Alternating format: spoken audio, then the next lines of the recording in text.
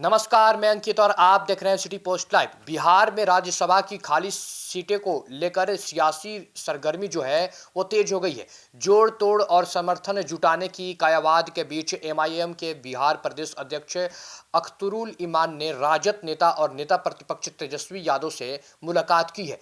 इस मुलाकात के बाद राज्य की राजनीति में नए समीकरणों की चर्चा जो है वो शुरू हो गई है। अख्तरुल ईमान जो है उनने इस मुलाकात को सामान्य शिष्टाचार भेंट बताया, लेकिन इस समय को देखते हुए इसके राजनीतिक मायनों निकल जा रहे हैं।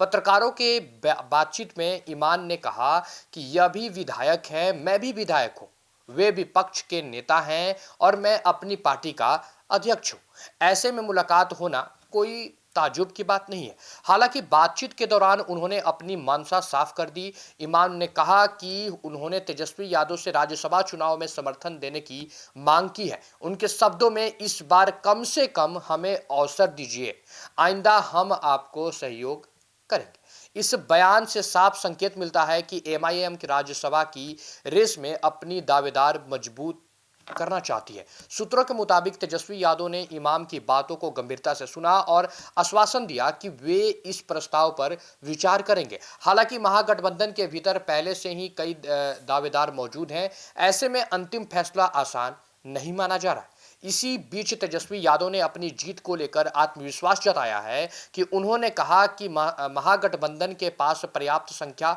बल है और इस बार राज्यसभा चुनाव में जीत सुनिश्चित है। उम्मीदवारों के नाम पर उन्होंने कहा कि पार्टी जल्द ही निर्णय लेगी।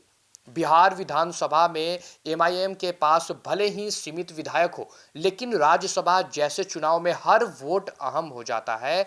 ऐसे में ईमान की जो यह पहली महागठबंधन के भीतर अपनी भूमिका बढ़ाने और खासकर मुस्लिम मतदाताओं के बीच अपनी राजनीतिक पकड़ मजबूत करने की जो रणनीति है, उसके तौर पर देखी जा रही है। अब नजर इस बात पर है कि क्या तेजस्वी यादव एआईएमआईएम को साथ लेकर कोई नया राजनीतिक संदेश देंगे या फिर महागठबंधन अपने पारंपरिक समीकरणों के साथ ही आगे बढ़ेगा।